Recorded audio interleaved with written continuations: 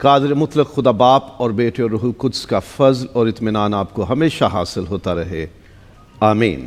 خدا کے پاک کلام کی روشنی میں ہم اپنے مسیحی ایمان کے بنیادی نکات کی بابت ہم تعلیم پا رہے ہیں۔ بہت سی باتیں ہم سیکھ چکے جن میں خدا قادر مطلق باپ ہے، یہ سر فہرست ہے، ہم اسے باپ کہہ کے پکارتے ہیں اور اس کا اقرار کرتے ہیں، اور ہم یہ مانتے ہیں کہ یہ کائنات جس میں ہم بھی شامل ہیں یہ خدا نے ایک مقصد کے تحت بنائی ہے، اور یسوع مسیح خدا کا اکلوتا بیٹا ہے، یسوع مسیح خداوند ہے، یسوع مسیح کا تجسم لاثانی ہے، اور یہ نبیوں کی نبوتوں پیشین گوئیوں کے مطابق ہے۔ اور یسوع مسیح نے زمینی زندگی میں دکھ اٹھائے، وہ مصلوب ہوا، مر گیا، دفن ہوا اور پھر جی اٹھا اور آسمان پر چڑھ گیا اور عدالت کرنے پھر آئے گا۔ اور ہم یہ بھی ایمان رکھتے ہیں کہ روح القدس کامل خدا ہے اور ہم میں کام کرتا ہے، اور ہم ایمان رکھتے ہیں کہ ہم مقدس کی گئی، پاک کی گئی عالمگیر کلیسیا کا حصہ ہیں، اور ایمانداروں سے رفاقت رکھنا ہماری ذمہ داری ہے۔ اس سے اگلا حصہ ہمارے ایمان کے اقرار کا، جو ہم رسولوں کے عقیدے میں سے اپنے ایمان کے اقرار کے طور پر پڑھتے ہیں، اس پر ایمان رکھتے ہیں، اسے دہراتے ہیں، وہ ہے کہ میں ایمان رکھتا ہوں گناہوں کی معافی پر۔ یسوع مسیح کے وسیلے سے، اس کی وجہ سے ہمیں گناہوں کی معافی مل گئی ہے۔ آج ہم گناہوں کی معافی یعنی the forgiveness of sins کی بابت تعلیم پائیں گے۔ جب ہم اپنے ایمان کے اقرار میں یہ کہتے ہیں کہ میں ایمان رکھتا ہوں گناہوں کی معافی پر، تو ہمیں پتہ ہونا چاہیے کہ ان چند الفاظ میں کیا حقیقت چھپی ہوئی ہے۔ پہلی بات یہ سیکھ لیں کہ خدا کی نافرمانی گناہ ہے۔ ہر وہ بات، ہر وہ کام، ہر وہ رویہ، any word, any action اور any behavior جو خدا کی نافرمانی ہے، جو خدا کے حکم کے خلاف ہے، which is against the will or the word of God، وہ گناہ ہے۔ that is the sin۔ جو خدا نے کہہ دیا، جو خدا کا ارادہ ہے، اس کے خلاف کچھ بھی ہے، وہ سب گناہ ہے۔ سادہ الفاظ میں خدا کے خلاف جانا گناہ ہے، خدا کی نافرمانی گناہ ہے۔ disobedience to God is sin۔ کئی چیزیں اس میں شامل ہیں۔ ہم اسے یوں بھی کہہ سکتے ہیں کہ جو خدا نے ہم پہ ذمہ داری لگا دی ہے، ہمیں فرض سونپ دیا ہے، ہمیں کوئی کام کرنے کا کہہ دیا ہے، اور اگر وہ ہم نے نہیں کیا تو گناہ ہے۔ مثال کے طور پر خدا نے کہا کہ تو اپنے باپ اور اپنی ماں کی عزت کرنا، یہ ہم پہ ایک بات نافذ ہو گئی کہ ہمیں یہ کرنا ہے، یہ ہمارے لیے ذمہ داری ہے۔ تو اپنے پڑوسی سے اپنی مانند محبت کرنا، یہ ہمارے اوپر ذمہ داری عائد ہو گئی ہے۔ اگر ہم یہ ذمہ داری پوری نہیں کرتے تو یہ گناہ ہے۔ وہ کام جو ہمیں کرنے کے لیے کہا گیا اور ہم نے نہیں کیا، یہ گناہ ہے۔ اسی طرح ہمارے جو روزمرہ کے کام ہیں، ہماری جو ذمہ داریاں ہیں خاندان میں، بطور شوہر، بطور بیوی، بطور باپ یا ماں یا بھائی یا بہن یا اولاد، خاندان میں ذمہ داری ہے ہماری جو خدا کی طرف سے ہم پہ لگائی گئی ہے، اور ہم وہ پوری نہیں کرتے تو ہم گناہ کرتے ہیں۔ ایسی ذمہ داریاں جو ہمارے ورک پلیس میں، ہمارے روزگار میں، ہماری جاب میں، ہماری ملازمت میں ہیں، ہماری کلیسیا میں ہیں، جب وہ ذمہ داری جو خدا کا کلام ہم پہ عائد کرتا ہے، جب ہم اس سے پورا نہیں کرتے تو ہم گناہ کر رہے ہیں، کیونکہ خدا کی طرف سے، خدا کے کلام کے مطابق ایک بات ہمارے اوپر نافذ ہو گئی، ہماری ذمہ داری بن گئی، اور اگر وہ ہم نہیں کرتے تو یہ گناہ ہے۔ اور کئی باتیں ہوتی ہیں کہ ہم اپنی حد سے تجاوز کر جاتے ہیں، وہ ہمارا کام نہیں ہوتا کرنے کا، ہمیں کہا جاتا ہے یہ تیری حد ہے، اس کے باہر نہیں جانا، اور ہم جان بوجھ کے قدم رکھتے ہیں باہر، وہ بھی گناہ ہے۔ منع کر دیا کہ یہ ایریا پروہیبٹڈ ہے، یہ ممنوع علاقہ ہے۔ اکثر فوج کے علاقے ممنوع ہوتے ہیں، پروہیبٹڈ ایریاز ہوتے ہیں کہ کوئی سویلین ادھر نہیں جا سکتا، یا کوئی جو آرمی کا پرسن ہے وہ بھی بغیر اجازت یا کوئی اسپیشل ٹاسک کے اس علاقے میں قدم نہیں رکھ سکتا۔ اس ایریا میں جانا ٹریس پاسنگ ہے، ہم اپنی حد سے تجاوز کرنا ہے، کسی کی حد میں جانا ہے۔ آپ دروازہ نوک کریں، انٹر ہوں، 100 بسم اللہ، ویلکم ہے۔ لیکن اگر آپ چھلانگ لگا کے یا کھڑکی کے راستے جائیں گے تو اسے کیا کہا جائے گا کہ یہ چار دیواری کے تقدس کی پامالی ہوئی ہے، کہ یہ میرے گھر کی، میرے پردے کی رسوائی کی گئی ہے، ذلت کی گئی ہے، میری عزت پہ حملہ کیا گیا، میری املاک پہ حملہ ہوا، میرے پوزیشن، میری بلڈنگ، میری پراپرٹی پہ حملہ ہوا ہے۔ خدا نے کہا کہ تو چوری نہ کرنا، حد باندھ دی، چوری نہیں کرنی۔ ہم کرتے ہیں تو یہ بھی گناہ ہے۔ تو اپنے پڑوسی کی حد تبدیل نہ کرنا۔ ہم کوشش کرتے ہیں کہ چلو 4 انچ کا پردہ ہی ہمارا اضافی ہو جائے، چلو بنیاد کھودتے کھودتے ہم مستری ٹھیکیدار کو کہتے ہیں چلو ایک ٹپا اور مار دے، میری طرف 4 انچ آنے دے۔ اپنے پڑوسی کی حد تبدیل نہ کرنا، کسی کی جائیداد کی حد تبدیل نہ کرنا، کسی کے رشتے کا لالچ نہ کرنا، کسی کی بیوی کا، کسی کے مال کا، کسی کے جانور کا لالچ نہ کرنا۔ لیکن جب ہم کر بیٹھتے ہیں تو اپنی حد سے باہر نکلتے ہیں، کسی اور کی حد میں جا رہے ہیں، یہ بھی گناہ ہے۔ خدا نے کچھ ذمہ داریاں ہم پہ ڈالی ہیں، وہ پوری نہیں کرتے تو وہ بھی گناہ ہے، اور کچھ چیزوں میں ہماری حدیں بنا دی ہیں۔ میں پہلے بھی اردو کلیسیا بحرین کو یہ بات سکھا چکا ہوں، آپ کو پتہ ہے آپ کی حد کہاں ختم ہوتی ہے؟ کسی کو یاد ہو تو؟ جہاں تک میرا ہاتھ جاتا ہے؟ نہیں۔ ایک انسان کی جسمانی حد اس کی ناک پہ ختم ہو جاتی ہے۔ آپ کی ناک سے آگے دوسرے کی سپیس ہے، چاہے آپ کا ہاتھ 4 فٹ کا ہے، چاہے 6 فٹ تک آپ اپنا ہاتھ سٹریچ کر سکتے ہیں، وہ آپ کی حد نہیں ہے۔ آپ کی حد اس دنیا میں، اس معاشرے میں آپ کی ناک تک ہے، اس سے آگے دنیا کی حد ہے، اس سے آگے آپ کے پڑوسی کی حد ہے۔ آپ کا گھر جن دیواروں کے اندر ہے وہ دیواریں آپ کی حد ہیں۔ آپ کی پراپرٹی جس دیوار یا فینس یا باڑ کے اندر ہے، وہ دیواریں، وہ باڑ، وہ فینس آپ کی حد ہے۔ اس کے 1 انچ، آدھا انچ، 1 ملی میٹر باہر آپ کی حد نہیں ہے۔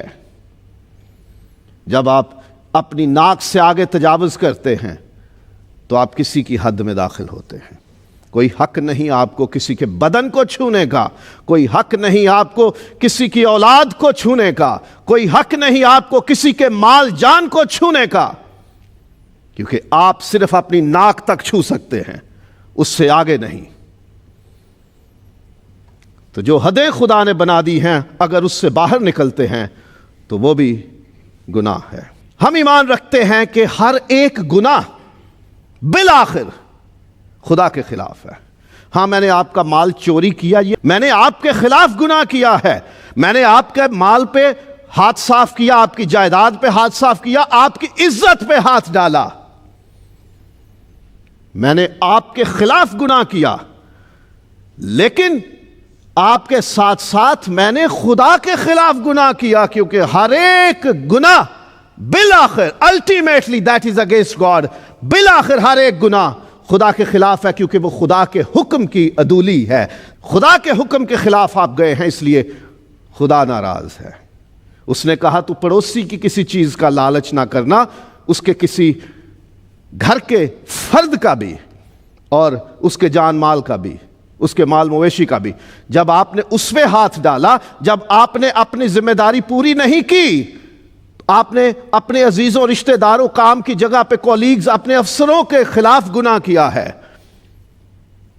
لیکن سب سے زیادہ گناہ آپ نے خدا کے خلاف کیا ہے۔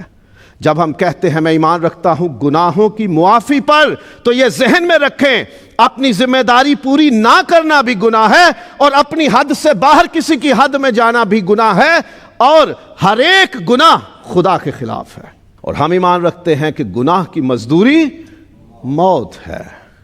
The wages of sin is death۔ یعقوب کے خط میں لکھا، جس نے پوری شریعت پر عمل کیا لیکن ایک حکم توڑا، اس نے پوری شریعت کا عدول کر دیا، اس نے شریعت ساری کی ساری توڑ دی۔ یہ بالکل ایسے ہے کہ آپ ایک پورا ٹینکر دودھ کا بھر دیں اور اس میں ایک قطرہ کسی گندگی کا ملا دیں۔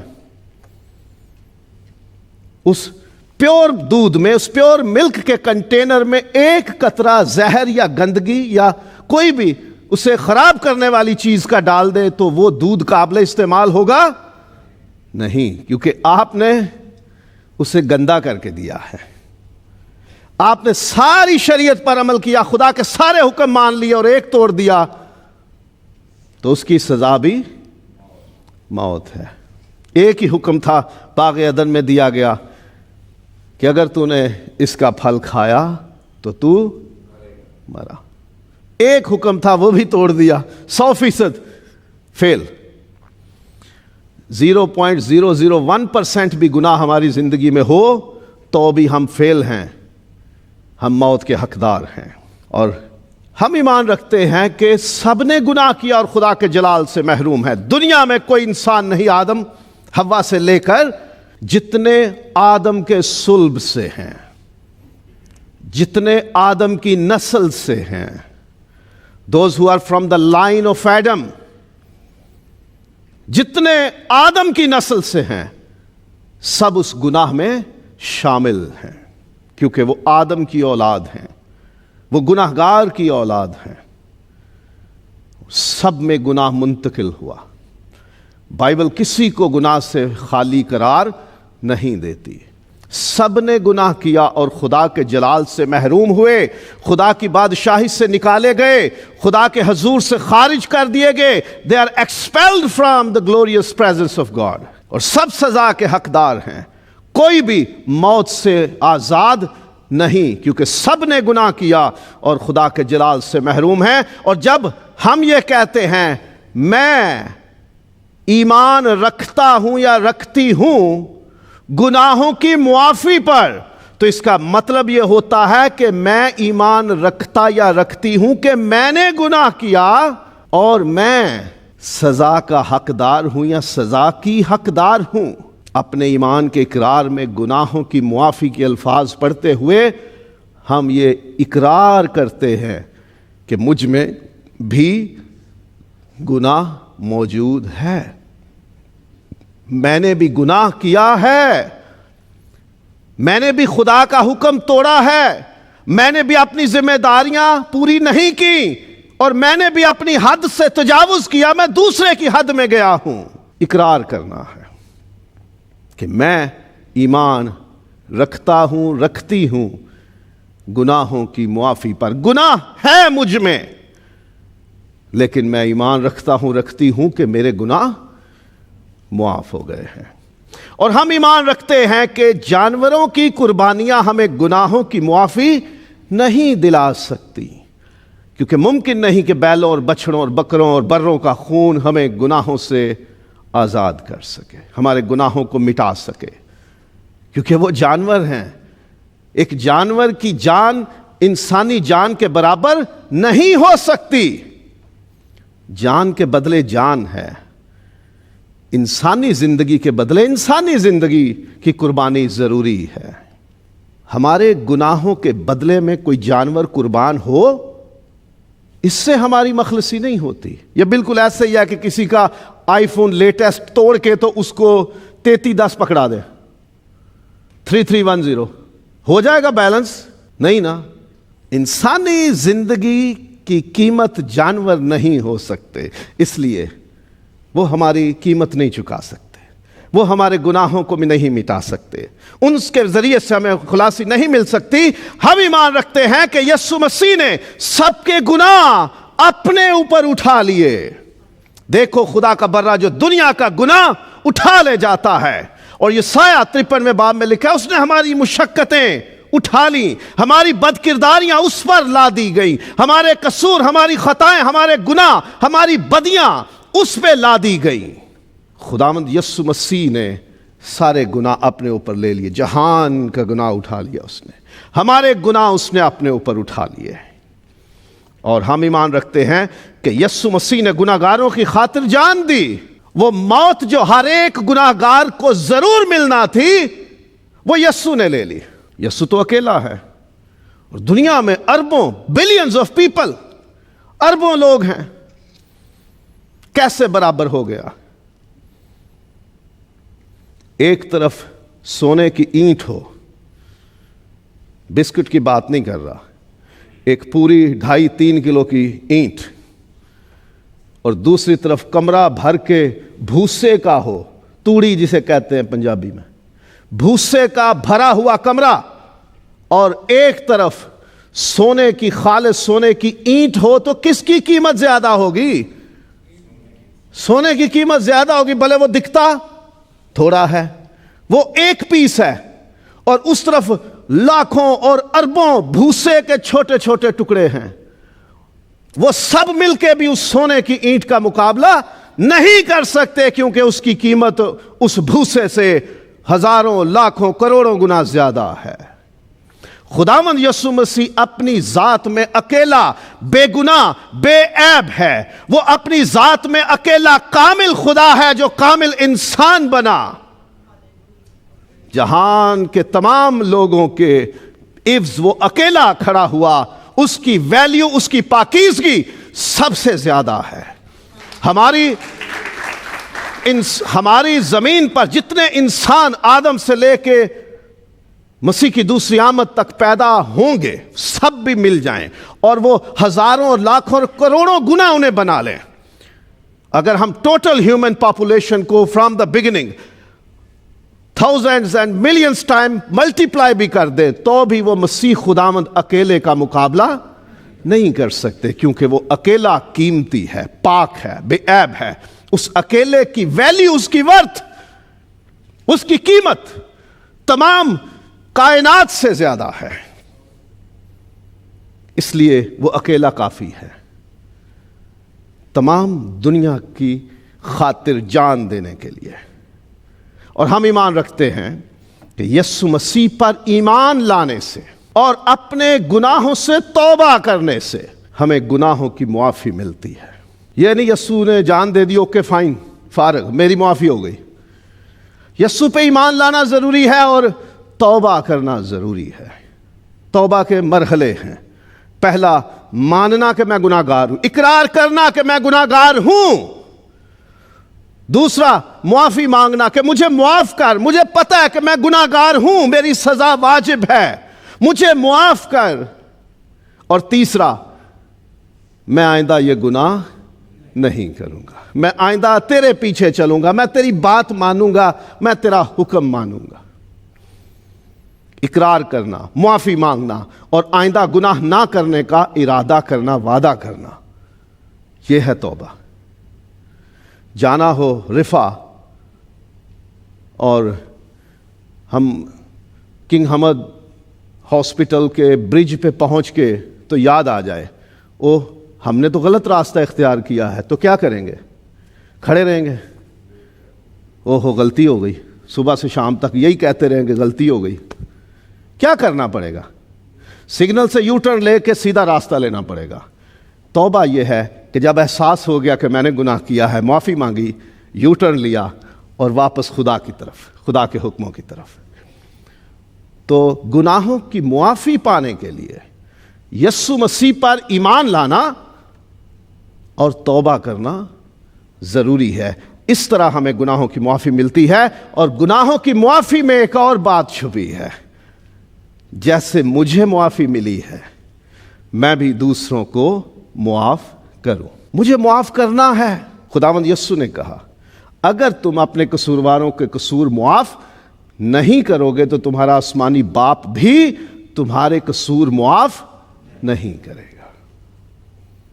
دعائے ربانی میں اس نے سکھایا جیسے ہم اپنے قصورواروں کو معاف کرتے ہیں, تو بھی ہمارے قصور ہمیں معاف کر. شرط باندھ دیتے ہیں ہم, اگر میں معاف کرتا ہوں تو تو مجھے بھی معاف کر دے۔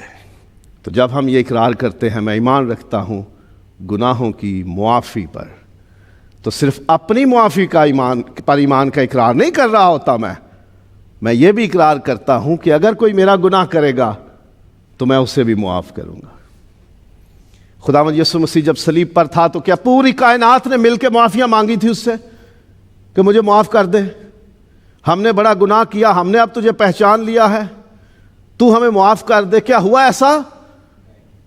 تو بھی اس نے پہلے الفاظ کیا کہے؟ اے باپ ان کو معاف کر، معافی کا اعلان کر دیا۔ جب ہم کہتے ہیں میں ایمان رکھتا ہوں گناہوں کی معافی پر، تو ہم اپنی معافی کے لیے خدا کا شکر کر رہے ہوتے ہیں کہ یسوع کے وسیلے مجھے معافی مل گئی ہے، میں اس کا اقرار کرتا ہوں۔ اب مجھ پر سزائیں نہیں، اب مجھ پر موت واجب نہیں، اور یہ بھی ساتھ شامل ہے کہ جس نے میرا قصور کیا ہے میں اس کی بھی معافی کا اعلان کرتا ہوں۔ میرا ایمان ہے معافی پر، سزا دینے پر نہیں۔ میرا ایمان ہے معاف کرنے پر، انتقام لینے پر نہیں۔ میرا ایمان ہے اقرار کر کے معافی مانگنے پر، گناہ کر کے، خطا کر کے، قصور کر کے سینہ پھلانے پر نہیں۔ ایک تو چوری، اوپر سے سینہ زوری، سنا ہے نا کہ غلطی کر بھی لینی اور بعد میں ماننا بھی نہیں۔ میرا ایمان اس پہ نہیں ہے کہ میں گناہ کر کے اڑ جاؤں، خطا کر کے اڑ جاؤں، نہ، آدمی ہوں، زبان کا پکا ہوں، جب کہہ دیا تو کہہ دیا۔ نہیں، ایسا نہیں ہونا چاہیے۔ میرا ایمان ہے اس بات پر کہ گناہوں کی معافی ہوتی ہے۔ سزا کا تو ہم پڑھتے ہی نہیں عقیدے میں، ہم تو معافی کی بات کرتے ہیں۔ اسی لیے دنیا بھر میں جہاں کہیں مسیحیوں پر کوئی ظلم بھی کرتا ہے تو مسیحی اسے معاف کر دیتے ہیں، سزا نہیں دیتے، انتقام نہیں لیتے۔ اور جب ہم معاملات معاف کر کے خدا کے سپرد کر دیتے ہیں تو خدا بہترین انتقام لینے والا ہے۔ وہ کہتا ہے بدلہ لینا میرا کام ہے۔ سو ایمان رکھیں گناہوں کی معافی پر کہ یسوع کے وسیلے میرے گناہ معاف ہوئے ہیں اور مجھے دوسروں کو معاف کرنا ہے۔